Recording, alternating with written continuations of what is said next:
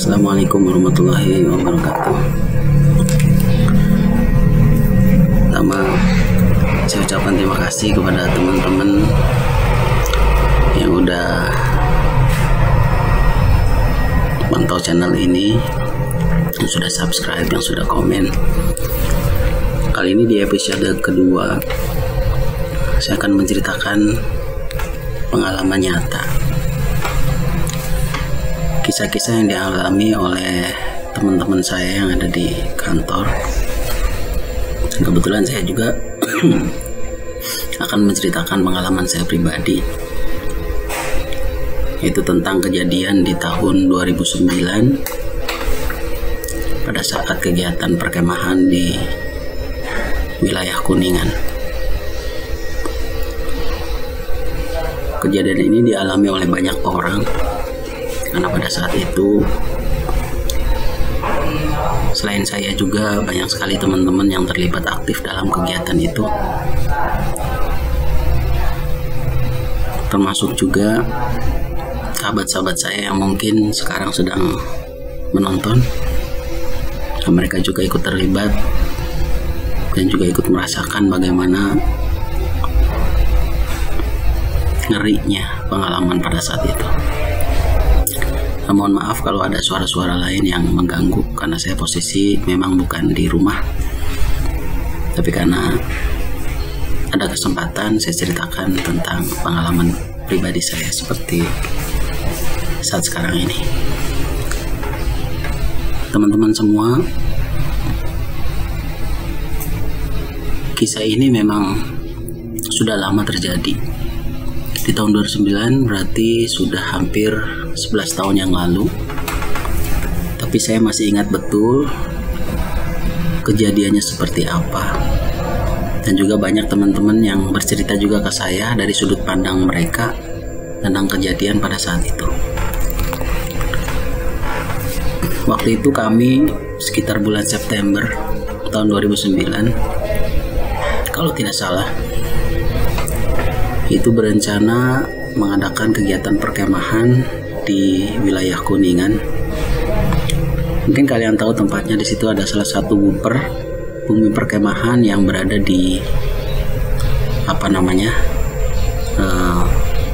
sekitaran Gunung Ciremai.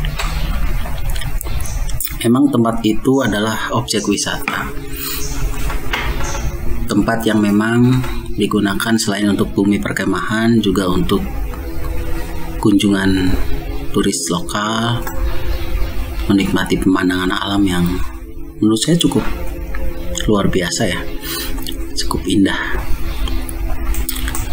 Nah, pada waktu itu kami berangkat menggunakan kurang lebih 10 minibus sejenis Kopayu dan juga 3 buah truk yang digunakan untuk mengangkut peralatan, baik tenda ataupun tas-tas dari anak-anak dari peserta perkemahan.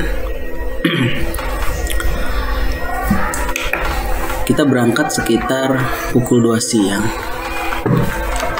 Tapi sebelum itu memang di pagi harinya ada beberapa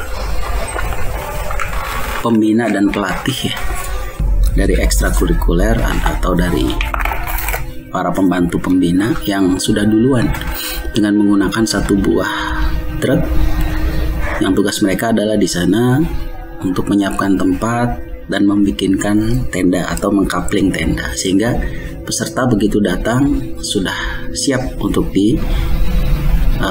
dikelompok-kelompokkan di kapling-kapling yang sudah disediakan oleh pembina dan dewan kerja atau pelatih. Nah, pada saat itu kita panitia sudah berkumpul di spot yang sudah ditentukan. Nah, truk pertama sudah berangkat dan mereka menyiapkan di sana sejak pagi hari. Jam 2 siangnya kami dan rombongan dengan para peserta yang kurang lebih jumlahnya hampir 200 orang, itu sangat banyak sekali, itu berangkat dengan menggunakan minibus. Kami berangkat menyusuri perjalanan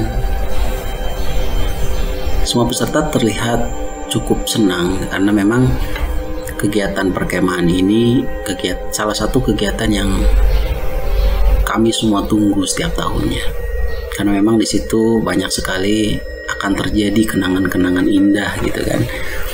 Apalagi salah satu kegiatan dari perkemahan yang paling kita tunggu adalah malam api unggun, di mana setiap peserta mewakili kelompoknya masing-masing itu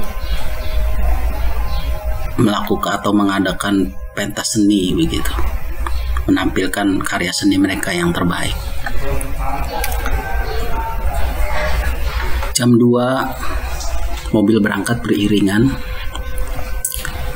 Sampailah kita transit di perbatasan Cirebon Kuningan waktu itu, karena memang ada beberapa peserta termasuk saya pribadi yang ingin pipis, pengen buang air.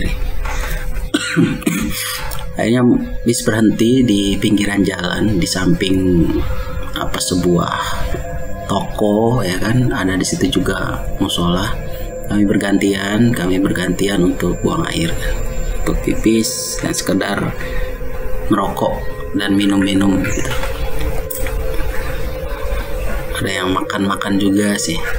Nah, beberapa lama kemudian ketua panitia menyarankan kami untuk melanjutkan perjalanan. Di waktu itu sekitar pukul 4 sore ya. Perjalanan kurang lebih satu jam atau kurang dari itu kita kemungkinan akan sudah sampai di lokasi. Bis mulai bergerak menyusuri perbukitannya, jalan pegunungan yang memang cukup terjal begitu. Banyak jalanan menaik waktu itu, banyak sekali rintangan yang mungkin untuk sekelas bis kecil atau minibus itu memang agak sulit begitu.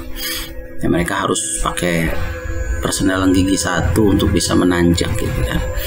Kami sempat khawatir juga itu bis kekurangan kekuatan sehingga mundur dan jatuh begitu, terguling gitu, karena memang ada cerita sebelumnya gitu, ada salah satu sekolah yang sedang melaksanakan kegiatan perkemahan tapi menggunakan mobil yang mungkin kurang sehat gitu. Jadi di tengah perjalanan begitu mereka menanjak, si mobil itu kehilangan momen sehingga tenaganya habis, dia mundur terus dan sulit untuk diganjal gitu kan dengan kayu balok atau batu, sehingga mobilnya terguling, sehingga banyak sekali peserta yang ada di dalam mobil itu mengalami luka-luka.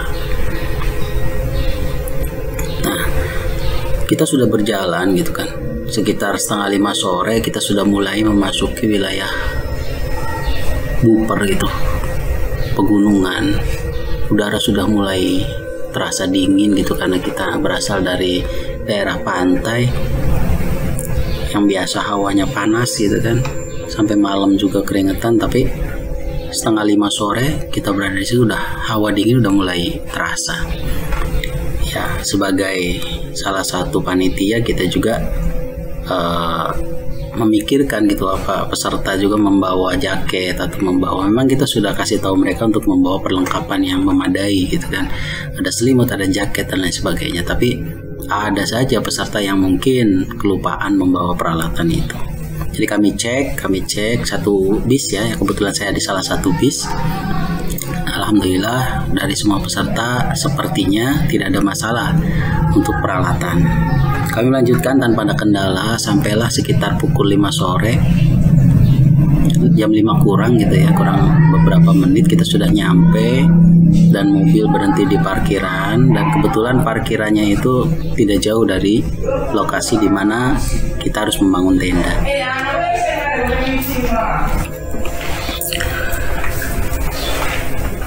Tempatnya nggak terlalu jauh parkiran dengan tempat di mana kami harus membangun tenda.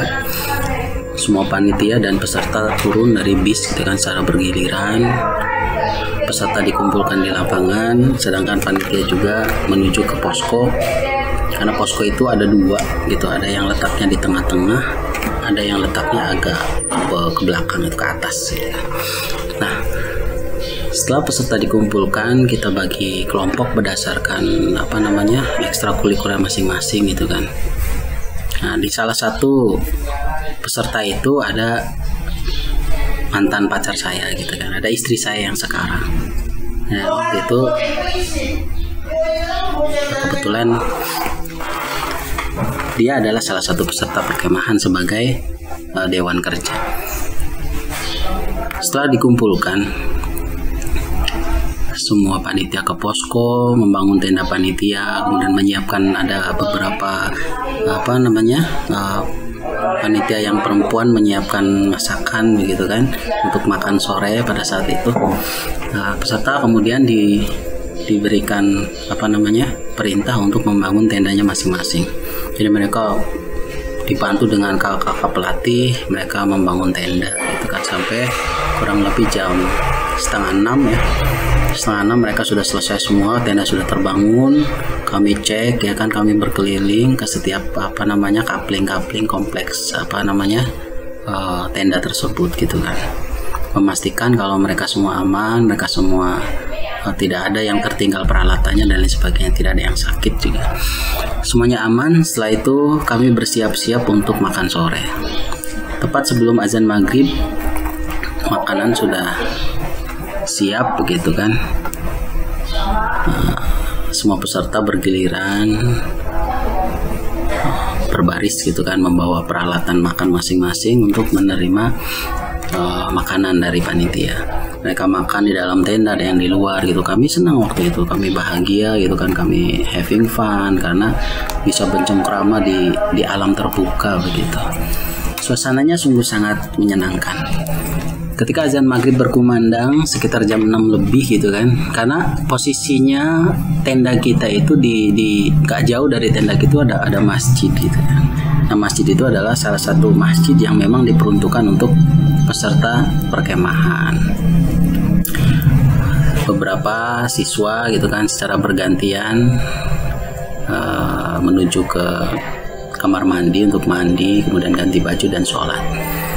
Jam 6:30 semuanya sudah berada di masjid gitu kan, kita sholat semua.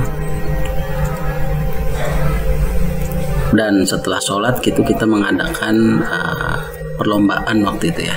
Jadi panitia mengadakan perlombaan bagi para peserta, yaitu lomba cerdas cermat.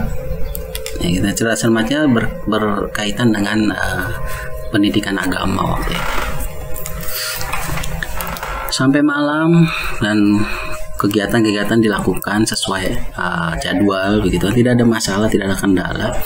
Nah, tepat sekitar pukul 10 malam gitu, semua peserta diminta untuk istirahat karena memang kegiatan perkemahan di hari yang pertama itu sudah selesai dilaksanakan. Jadi semua peserta diminta untuk istirahat. Kita bercengkrama begitu, ngobrol-ngobrol, bercanda, sambil ngopi gitu kan, ngerokok. Suasananya sudah mulai hangat gitu kan, walaupun memang di kulit sangat terasa dingin, tapi karena suasananya hangat itu kita bercengkrama, kita ngobrol, jadi ya kedinginan itu nggak begitu kita rasakan. Waktu terus berjalan sekitar pukul 1 malam gitu kan. Seperti biasa kami panitia dan mungkin sebagian besar peserta juga untuk malam pertama jarang ada yang bisa tidur gitu. Jarang ada yang bisa tidur. Biasanya belum nyaman. Kami keliling tenda gitu kan, sekedar ngecek sambil bawa senter karena suasana udah mulai gelap. Beberapa lampu dimatikan, lampu jalan dimatikan gitu kan, lampu.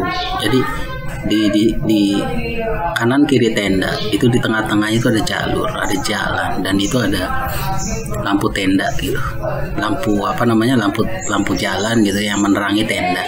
Jadi sebagian kami matikan dengan alasan supaya tidur lebih nyaman begitu.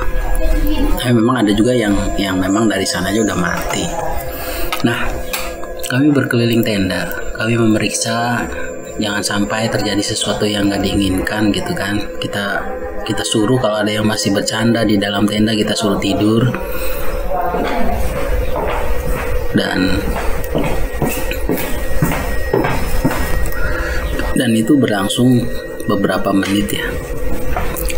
Waktu itu saya dengan salah seorang teman saya, ya sebut saja namanya Bayu. Saya sama Bayu berkeliling gitu kan. Terus kita lanjutkan ke atas gitu. Jangan sampai ada peserta yang lagi main-main gitu di luaran gitu kan, karena suasana udah memang cukup gelap dan tengah malam gitu. Akhirnya kita putuskan untuk memeriksa ke atas. Kita naik terus ke atas. Kita berjalan sampai kita menemukan ada sekelompok siswa dari sekolah lain gitu. Dan saya lihat itu memang usianya usia SMA. Jadi ada siswa SMA yang sedang juga melakukan kegiatan perkemahan di atas gitu. Memang cukup jauh sih dari lamat-lamat memang terdengar dari tenda kami mereka ada kegiatan.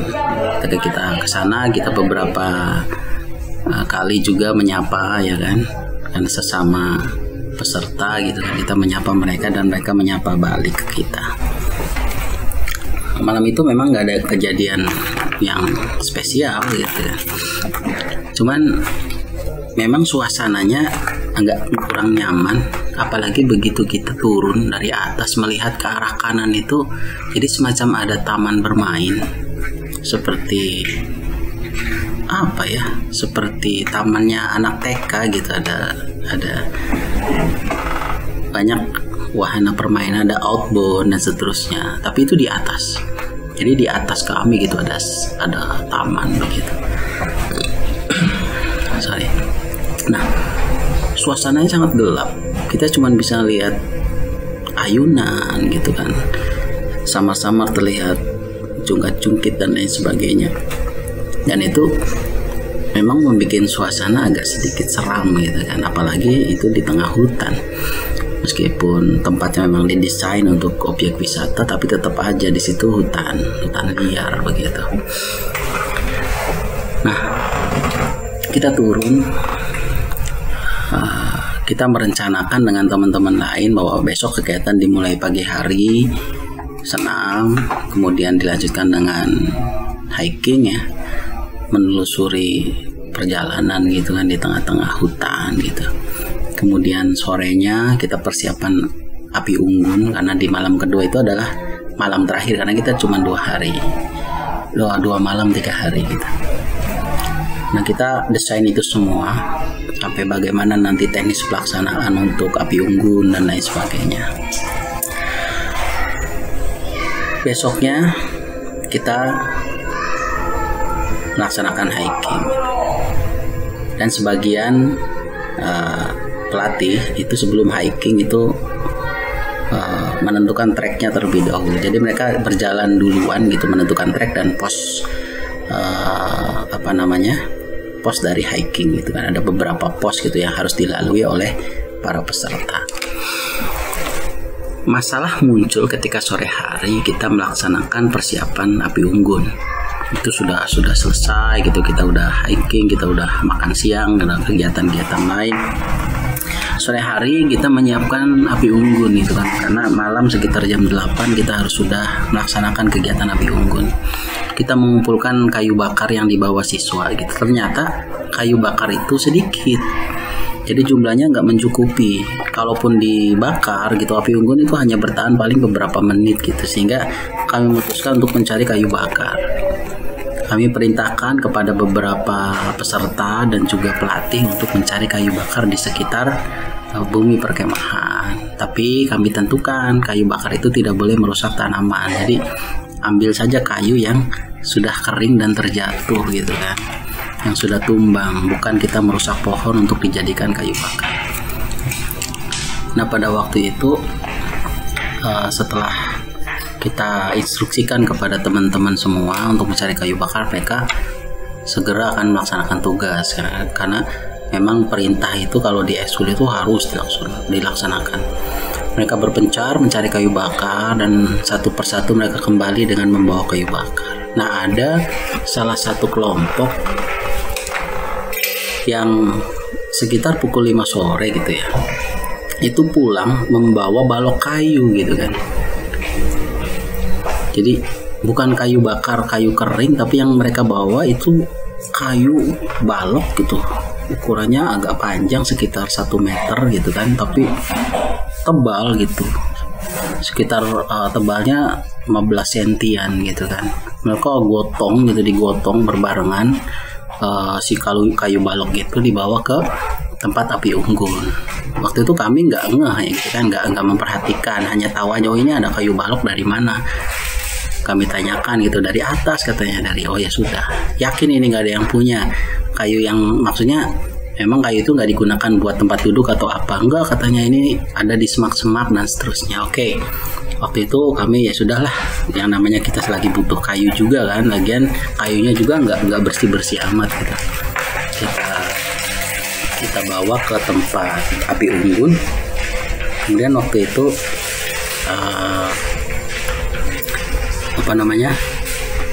disusun gitu yang berbentuk kerucut gitu kan. Terus di sekelilingnya ada beberapa kayu untuk cadangan gitu kan, untuk persiapan nanti malam.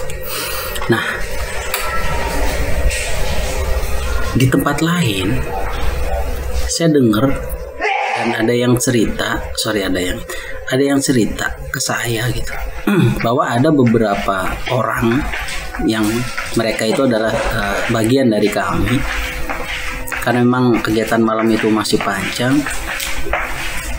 Ini memang tidak bagus untuk dilakukan ya, karena kalau kita berada di tempat lain, di tempat orang, itu kita harus sopan, kita harus menghargai apa yang ada di situ dan tidak merusak. Tapi sekelompok apa, kalau kita bisa bilang ya, sekelompok orang ini gitu kan, oknum ini ternyata karena di seputaran bumi perkemahan itu ada air terjun. Ada air terjun di mana di bawahnya itu banyak sekali ikan emas gitu, besar-besar gitu kan. Yang memang orang yang melihat ikan tersebut pasti tergiur gitu kan. Wah, ini kayaknya enak banget kalau diambil terus dibakar gitu. Tapi kan itu ikan bukan milik kita, itu ikan hias gitu kan, untuk menghias alam yang ada di sekitaran bumi perkemahan.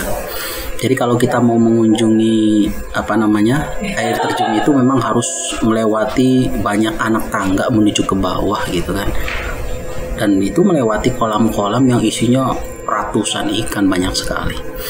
Nah, si kelompok orang ini mungkin terfikir di otaknya bahwa wah, kenapa enggak kita ambil 1-2 ekor gitu untuk dibakar nanti malam, supaya ya sedikitnya ada kegiatan kumpul-kumpul sambil bakar ikan begitu. Padahal kalau kita niat baik mah ya kita keluar aja dari buper, kita cari pasar, kita beli ikan bisa sebenarnya. Tapi entah kenapa otak mereka berpikiran seperti itu, sehingga mereka ambil ikan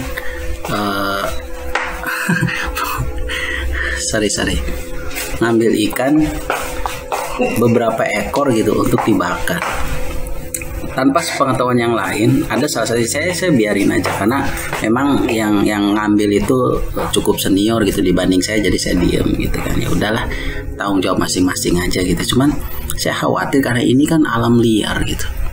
Ini alam liar yang mana ikan-ikan itu hidup. Ya mungkin ditanam di situ ikannya, tapi mereka tidak dikasih makan gitu. Mereka liar mencari makanan sendiri di seputaran danau atau kolam. Jadi saya pikir ini ikan liar, dan mungkin ada beberapa yang terganggu atas ulah mereka gitu ya, sesuatu yang nggak dilihat oleh mata, karena mereka bertujuan memang secara nggak langsung itu merusak ekosistem yang ada di situ gitu. Lagian cara ngambilnya juga, yang ada yang cerita ke saya itu dengan cara dibacok. Jadi ikannya itu dibacok, bukan ditangkap, tapi dibacok dengan parang gitu, golok gitu kan, beberapa ekor. Nah, pas jam 7 malam, setengah 8 gitu, kita udah mulai persiapan. Api unggun sebentar lagi mau dilaksanakan sebagai penutupan kegiatan di malam terakhir. Dan memang setelah api unggun biasanya kita ada kegiatan malam gitu kan, dengan peserta kegiatan puncak pelantikan, atau biasa kita kenal dengan kegiatan malam gitu ya, kegiatan pelantikan.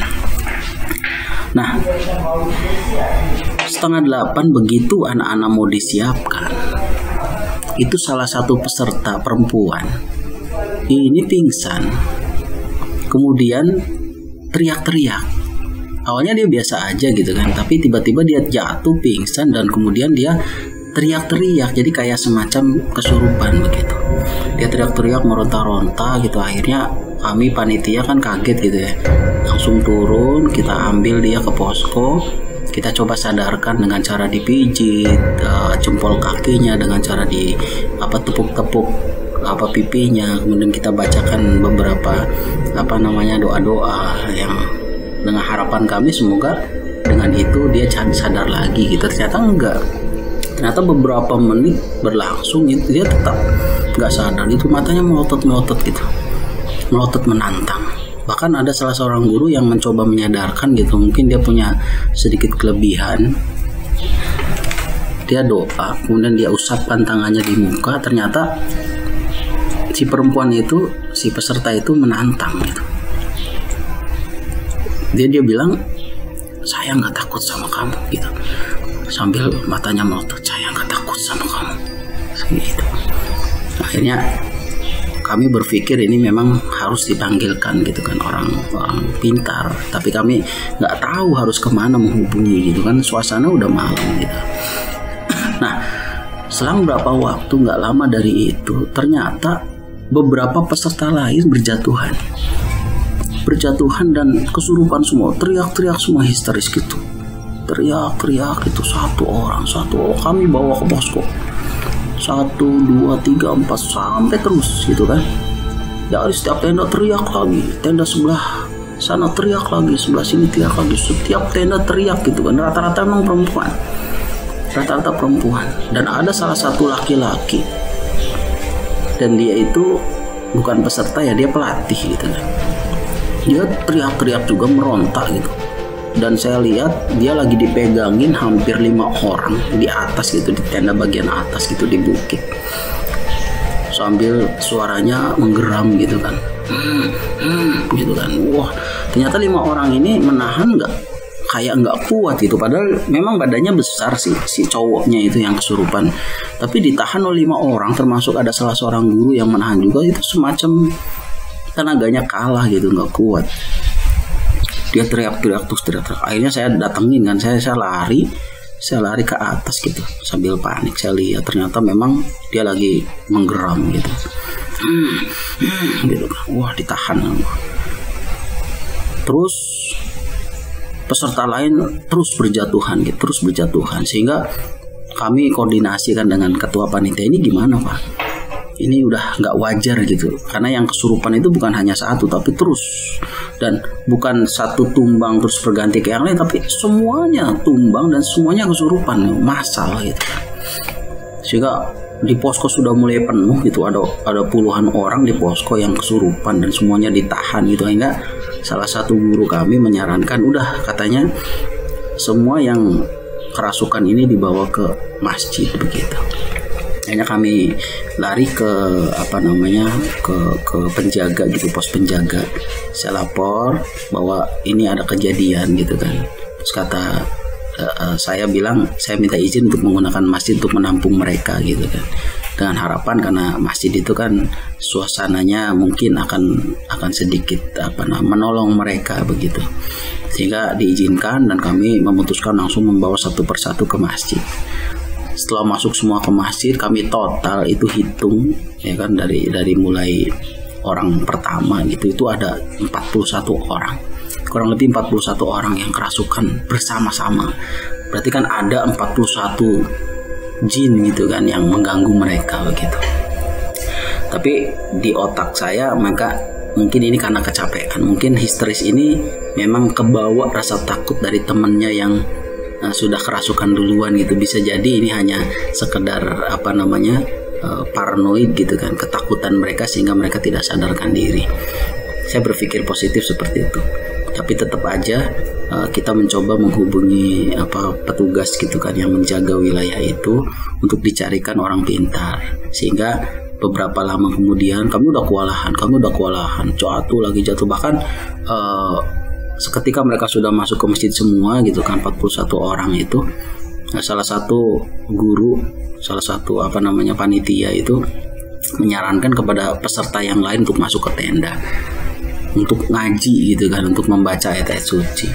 Tapi begitu mereka masuk dan membaca ayat suci, ternyata suasana semakin mencekam gitu, bukan malah menenangkan, sehingga kami berpikir udahlah keluar lagi dari tenda, kumpulkan ke lapangan dan kita mengadakan semacam permainan gitu supaya mengalihkan perhatian mereka dari hal-hal yang menakutkan kayak tadi. Jadi kami nyanyi-nyanyi, kami tepuk tangan dan sebagainya, tapi tetap aja suasana udah nggak enak gitu, udah nggak kayak biasanya. Jadi mereka sudah tahu bahwa kejadian ini luar biasa dan mempengaruhi ke hati dan rasa takut mereka, sehingga upaya yang kami lakukan pun terkesan sia-sia. Mereka tetap aja ada yang nangis, mereka tetap ada yang ketakutan gitu. Nah, beberapa lama dari itu datang 2 orang gitu kan, satu bawa motor, satunya bonceng. Nah, yang bonceng ini adalah orang pintar gitu. Dia berpenampilan seperti ustadz gitu, dia pakai peci putih gitu kan, dia pakai baju hitam dan dia pakai sarung tangan kulit gitu ya. Dia pakai sarung tangan kulit. Nah, dia datang ke posko, kita kasih tahu permasalahannya, dan si bapak itu bilang dia diam dulu gitu, semacam dia kayak menerawang gitu kan. Dan dia bilang ke kami bahwa siapa yang pertama kali pingsan, katanya. Ini Pak, namanya, ya kita samarkan, ini Pak namanya Bunga gitu kan, dia pingsan yang pertama kali dan kerasukan pertama kali. Ya udah, kita pisahkan Bunga, katanya. Kita bawa Bunga dari kumpulan anak-anak yang di masjid itu, si Bunga dipisahkan, dibawa ke depan gitu, di mimbar pengimaman gitu ya, di daerah situ. Nah, ditidurkan di situ sambil masih tetap meronta-ronta gitu kan, sambil teriak-teriak gitu. Nah, si ustadz itu mencoba membantu dengan kemampuan dia gitu, dan alhamdulillah nggak berapa lama gitu si Bunga tadi siuman. Dan anehnya, begitu Bunga siuman, itu 40 orang yang lain yang ada di masjid itu secara bergantian itu siuman, secara bergiliran gitu, serentak siuman. Jadi si Pak Ustadz itu menyimpulkan bahwa biang keladinya atau jin yang mengganggu pemimpinnya itu adanya di si Bunga tadi. Yang lainnya hanya anak buahnya begitu. Tapi kami kan bingung, ini permasalahannya apa gitu. Kita nggak mengerti tentang hal gaib gitu ya. Ini permasalahannya apa, kok bisa gitu ada jin yang sejahil ini gitu, nggak main-main gitu, 41 orang sekaligus gitu kan terjadi kayak gitu. Kata si Pak Ustadz gitu bilang bahwa si Bunga ini katanya memang sudah diikutin dari perjalanan, sejak perjalanan gitu, dan ketika nyampe di bumi perkemahan, yang mengikuti Bunga ini ya dalam tanda kutip makhluk gaib itu ternyata memang memasuki wilayah dari makhluk gaib yang lain, sehingga terjadi perseteruan gitu kan.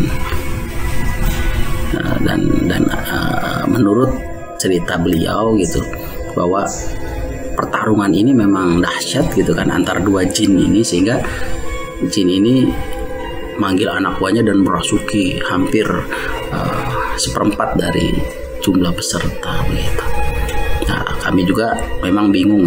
Udahlah, yang penting suasana sudah kembali normal gitu. Kami tidak terlalu memikirkan penyebab.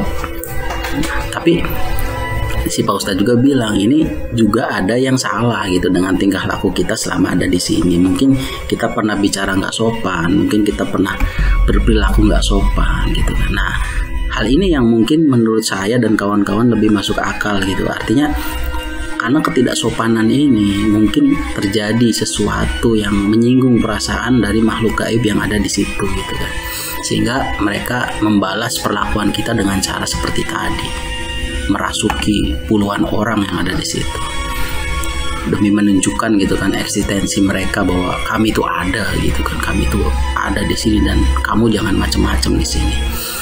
Akhirnya setelah Pak Ustadz itu pulang, kita ucapkan terima kasih, dan anak-anak juga kita perintahkan tetap tidur di masjid gitu kan. Kita minta izin mereka tidur di masjid, jangan dulu ke tenda. dan teman-teman lain yang mungkin ke tenda gitu, tapi yang tadinya kesurupan itu kita biarkan masih tidur sampai pagi. Nah, kami panitia berkumpul gitu di luar membahas masalah yang tadi. Kami penasaran siapa yang melakukan ini, maksudnya siapa yang bersikap nggak sopan gitu kan selama berada di perkemahan sehingga terjadi hal demikian. Akhirnya kami memutuskan untuk memanggil beberapa pelatih, mengumpulkan semua gitu kan. Kita tanya dari mulai siang sampai sore tadi gitu, ada nggak yang berperilaku seperti itu? Kita saling introspeksi diri, kita saling cross check gitu kan. Ternyata ada cerita bahwa yang pertama ada peserta gitu kan dan pelatih gitu yang membawa kayu balok dari atas. Yang tadi saya ceritakan bahwa kayu balok besar ukuran 1 meter, ternyata kayu balok itu posisinya di semak-semak. Dan di situ di samping-samping itu semacam ada sesaji gitu kan, sesajen gitu kan. Tapi mereka berpikir ini kayu dan dibawa aja gitu tanpa memperdulikan itu. Ternyata mungkin ini penyebabnya, Anda tidak izin dulu bawa kayu itu gitu kan. Apalagi di sampingnya ada sesajen gitu kan. Khawatirnya orang situ memang ada sedikit ya untuk pengamanan atau apa, saya nggak ngerti ya. Yang pasti ini jangan sampai dibawa, mungkin pesannya seperti itu. Nah, itu kayu dibawa dan dibakar gitu, sehingga mungkin menyebabkan itu. Dan juga yang kedua, ada sekelompok tadi yang membacok ikan itu untuk dibakar. Itu mungkin juga itu adalah tingkah laku yang memang tidak diterima oleh makhluk-makhluk yang ada di situ, sehingga kejadian itu sangat dahsyat terjadi. Nah, akhirnya kita menyimpulkan bahwa memang ini kesalahan kita gitu kan. Anda tidak menjaga sikap, tidak permisi, apalagi sampai merusak ekosistem gitu kan yang ada di situ. Nah, sampai itu beberapa orang tua dari peserta itu datang, itu dikabari oleh salah satu dari kami datang ke situ kan, termasuk kepala desa waktu itu datang, kepala desa dari peserta gitu kan, untuk memastikan mereka aman dan gimana, katanya ini mau dilanjutkan sampai pagi atau kita pulang malam ini juga, karena memang kita kerjasama dengan bis yang mengantar kita gitu kan, dan jemput kita juga memang sudah dijadwalkan kapan kita harus dijemput. Nah, kita tetap bertahan di bumi perkemahan itu. Dan kami menyepakati bahwa tidak ada lagi kegiatan setelah kejadian itu. Artinya pelantikan kita tiadakan. Nanti pelantikan bisa besok paginya sambil penutupan gitu. Akhirnya setelah kejadian itu memang semuanya sudah aman, tidak ada kejadian. Tapi kami sebagai panitia tidak tidur waktu itu. Kita harus tetap kontrol sampai pagi gitu kan, memastikan tidak ada lagi kejadian berulang semacam itu. Nah, itu mungkin kurang lebih ceritanya yang dialami pada saat kegiatan perkemahan tahun 2019. Mungkin dari sisi sisi cerita yang lain, mungkin yang mendengarkan ini ada salah satu yang mengalami juga waktu itu ikut dengan kami, boleh di-share ceritanya dari sudut pandang lain begitu. Ini adalah sudut pandang saya dan beberapa hal yang saya tahu waktu itu. Nah, akhirnya besok paginya kami berkumpul, kemudian pelantikan, penutupan, dan kita pulang. Alhamdulillah, sejak saat itu kita pulang dengan aman gitu kan, tidak ada satupun kekurangan dari kami, baik itu pelatih, peserta atau panitia. Semuanya sehat, kembali dalam keadaan normal. Nah, pesannya adalah, jadi kita nggak niat menakut-nakuti peserta kemah yang akan kemah dimanapun gitu, tapi pesan moralnya adalah kita jangan sampai melakukan hal-hal yang memang merusak ekosistem dan tatanan yang ada di situ. Dan kalaupun bisa, kita harus melakukan apa yang namanya unggah-ungguh gitu ya, permisi kalau kita melakukan apapun di tempat lain yang memang tempatnya adalah bukan tempat umum begitu, tempat yang jarang didatangin orang, apalagi kan mungkin di situ ada penunggu-penunggu yang memang akan merasa tersinggung kalau kita bersikap tidak sopan di situ. Nah, itu yang bisa saya ceritakan. Jadi ada pelajaran yang kami petik untuk kegiatan perkemahan selanjutnya, sehingga tidak terjadi lagi hal-hal yang seperti itu. Nah, memang ada sih, setiap kali kita berkemah di waktu yang lain juga memang terjadi, tapi nggak separah itu.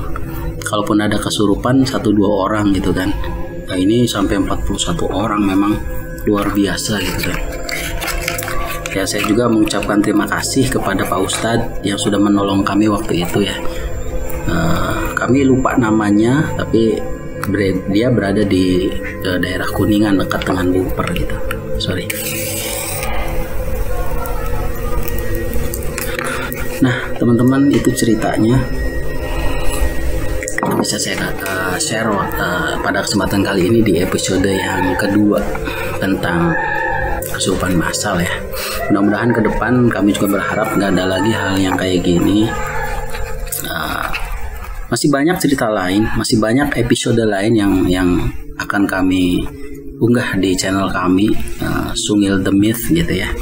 Mudah-mudahan teman-teman suka, like dan komen. Jangan lupa kalau punya cerita-cerita tentang pengalaman misteri gitu, boleh berbagi ke kami melalui email yang ada di deskripsi. Kami akan coba ceritakan ulang dengan versi kalian gitu kan, mau disamarkan namanya atau asli juga ya, kami akan ceritakan sesuai dengan keinginan kalian. Kalau suka kalian suka dengan cerita-cerita misteri dan pengen kami bercerita terus, silakan di subscribe gitu kan. Semoga kalian tetap bahagia, selamat gitu kan, sehat semua, dan tekan tombol lonceng supaya kalau kami sudah mengupload cerita yang terbaru kalian bisa langsung menyimak ceritanya. Jangan lupa, jangan dengarkan cerita ini sendirian. Beberapa kali kami juga mengalami hal-hal yang tidak mengenakan pada saat bercerita tentang kisah-kisah misteri seperti ini. Teman-teman semua, mudah-mudahan nanti malam atau besok kami juga akan live streaming gitu dengan narasumber, yaitu tentang cerita selanjutnya. Dia adalah aku gitu. Jadi cerita ini mengisahkan tentang dalam satu rumah gitu, ada jin yang menyerupai gitu kan, dan kita lihat aja ceritanya gimana gitu kan nanti malam atau besok. Kita akan live streaming. Pantau terus channelnya, jangan lupa subscribe. Terima kasih atas perhatiannya, kurang lebihnya mohon maaf. Jangan lupa kritik dan sarannya supaya cara saya membawakan cerita lebih diterima lagi oleh kalian. Terima kasih. Assalamualaikum warahmatullahi wabarakatuh.